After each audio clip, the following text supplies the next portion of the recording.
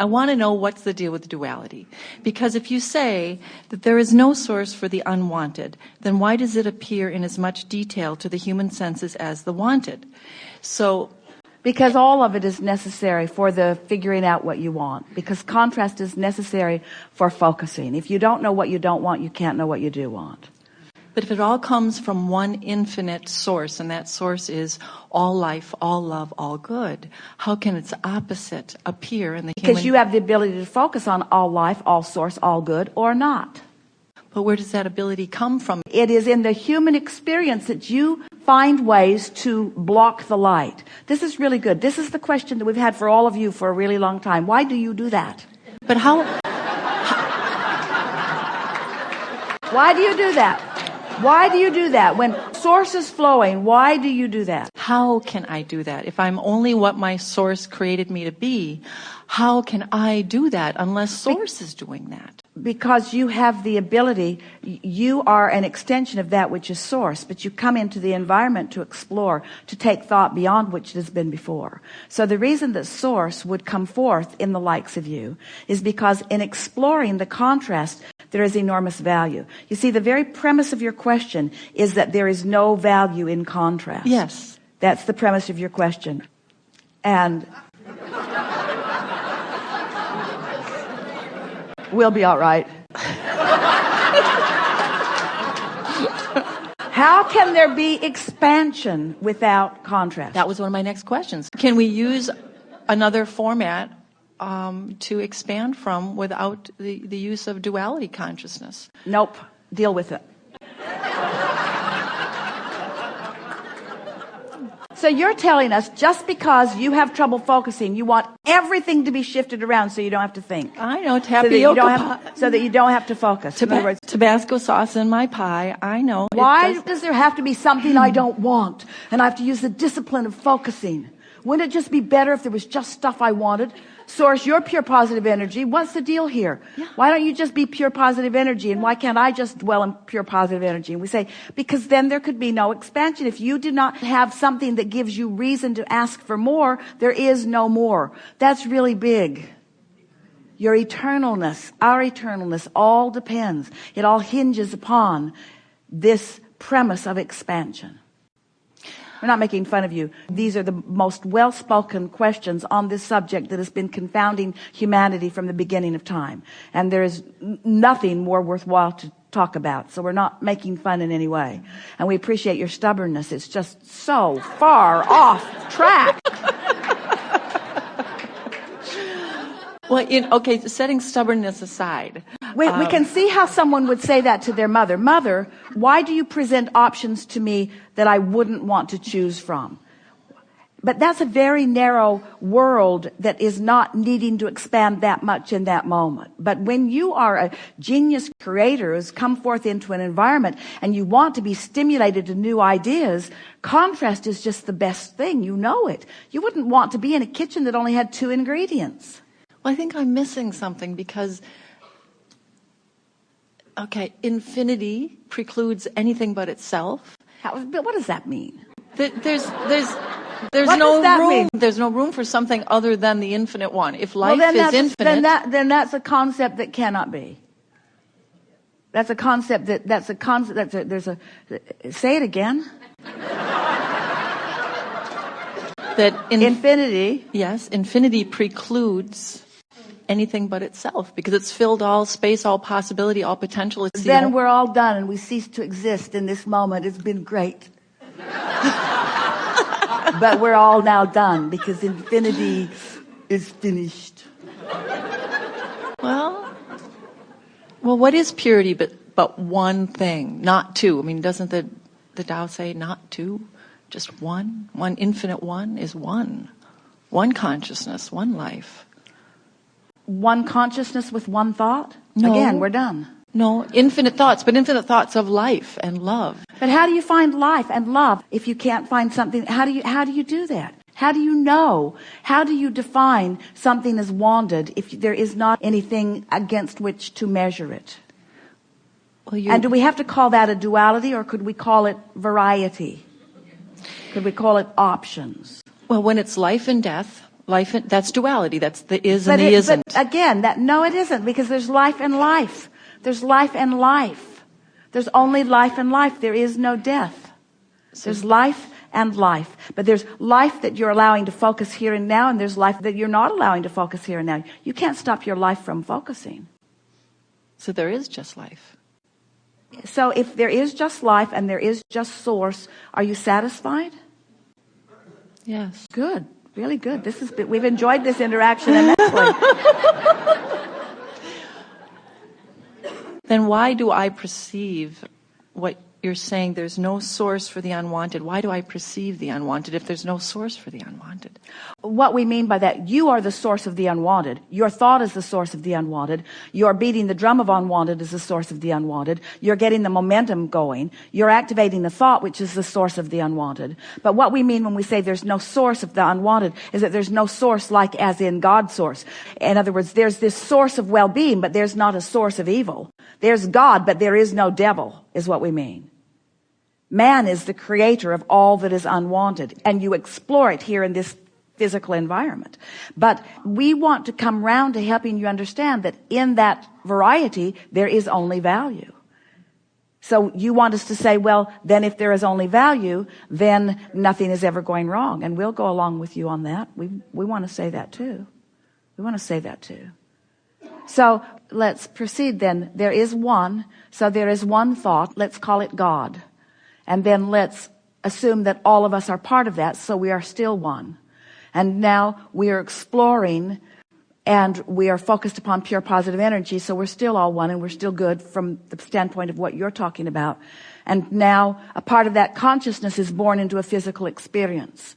And you got to ask why. Because if I was pure positive energy, then why would I expose myself to any contrast?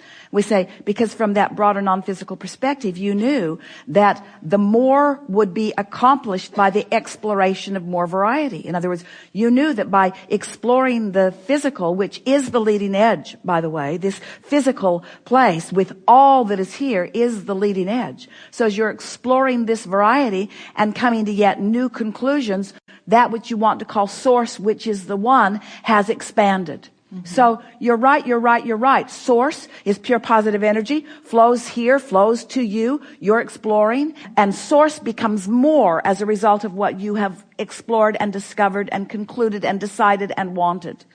But now the duality is introduced by human, by physical, who is not now able to keep up to speed with the expansion that he has accomplished. Then your premise sort of sounds like it says, well, then we shouldn't have come, because if we can't keep up to speed with the expansion, then we've introduced an unnecessary duality. We say, yeah, you did, but it's not one that you can't overcome, and it's not one that didn't give you benefit, because that duality that you are unhappy about caused an expansion of the universe, which you now have the ability through focus to come back into alignment with the one about. And you're right, it does feel really good to come into alignment with the one. But the one that you're talking about is the one that came forth into the contrast. In other words, the contrast is not a bad thing, it's just choices, you see. That's really what we're wanting. When we say there's no source of badness and there's no source of darkness, we really mean that. There is a source of contrast, and the contrast is all about expansion. We think it's the judgment that you are making about what the contrast is that is making you want to call it a duality that you don't want to embrace. And we promise you, you want to embrace everything about this physical experience. You would far rather have exposure to a lot of variety for the purpose of your and our expansion than you would want to just be born into a feathered nest. Humans don't know that when they haven't gained control of their thoughts. If you haven't gained control of your thoughts, if you don't know about vibration, if you don't know what your guidance system is telling you, then sometimes you do want to sort of close yourself off in the neighborhood that has walls around it, or in a neighborhood that has a gate up that you need a code to get into. Or you might want to just hang around with people that you trust, or put your children only in the schools that you believe are the safest. In other words, if you don't know about your ability to navigate among all of this contrast, by striking a vibrational pose that equals your point of attraction, that brings you only what you want, then we can see why you would have a problem with there being things that you don't want to see. But when you come into alignment with this knowing, then the variety thrills you. It never frightens you. It inspires you. It never makes you feel guarded. It uplifts you. It never makes you feel like you need to manage it or defeat it.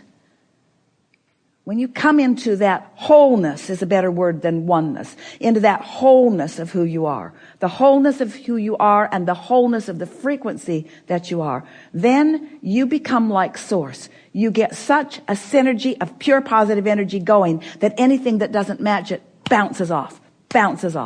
And that's why that which is good is dominant. So dominant that the word dominant doesn't even do it. The word dominant's not big enough to describe the dominance of well-being. Thank you. I have one more. Yeah. I had a specific... You're a lot of trouble. You are a duality we didn't count on. You made trouble, and you evoked from us the clearest answer we've ever given about that. It's a lot of trouble. But you evoked from us the clearest answer that we've ever given. So we deem it worth it. Thank you. Do you? Yes. So how are you going to feel about trouble that comes to you? You're going to say, no, you should not be here. You might cause me to expand. If we were standing in your physical shoes, we'd be out there every day looking for things that we want to see. And we would be making lists of things that have not yet come into our experience. If we live in a house and the house is satisfying in some ways, we would be looking for ways that it could be improved. If we have conversations with some that are satisfying, we would be looking for ways that those conversations could be more satisfying. If we are satisfied with the way our children are responding to us, we would be looking for more ways that we could find more satisfaction in the way our children are responding to us. In other words, we would never stop reaching for more, and we would never stop reaching for more on purpose. But along with reaching for more and reaching for more on purpose, we would be adding these powerful words, and we would practice them until we know them. Everything is always working out for me. Everything is always working out for me. Everything is always working out for me. Everything is always working out for me. Things are always working out for me. Things are always working out for me. Things are always working out for me. Everything is working out for me. Things are always working out for me. And since things are always working out for me, and since I know that things are always working out for me, then what other things would I like to define that I would like to be working out for me? Since things are always working out for me, then I want to begin to apply my attention toward the things that I would like to be working out for me. I want to define more clearly what things I want to be working out for me. What things? Not nebulous things, not general things. What specific things would I like to be working out for me? What evidence? What would really ring my bells? What kinds of things would really ring my bells? Well, I would like to have a confidence about me so that when I'm moving through traffic, I feel guided about where to go. I'd like to have good timing. I would like to feel that I'm riding on a cloud or a magic carpet of momentum. I would like to feel the universal forces working with me. I would like to look into the world and have a sense of who I am. I would like to have a full sense of who I am. I would really like to be so integrated with the fullness of who I am that I'm accepting this world in the fullness of all that it is. I would like to look into this world and I would like to appreciate the components that have been before, that have led to what is right now. I would like to live in a constant state of appreciation. I would like to be an uplifter. I would like anyone who comes into contact with me to benefit as a result of our being together. I would like to not feel bad when that doesn't happen. I would like to be in a place where I'm not at my best, where I'm not even close to my best, and not beat up on myself for not being at my best, because I know that like the ocean, I have ebb and flow too. I would like to be completely accepting of myself and of everyone else. And I would like to trust in the law of attraction and the information that it gives to me. I want to be the being that I am born to be. I want to be in this physical body, and I want to be all that I was born to be. I want to have fun, and I want to have clarity, and I want to feel energy, and I want to feel good, and I want to wake up eager for the day.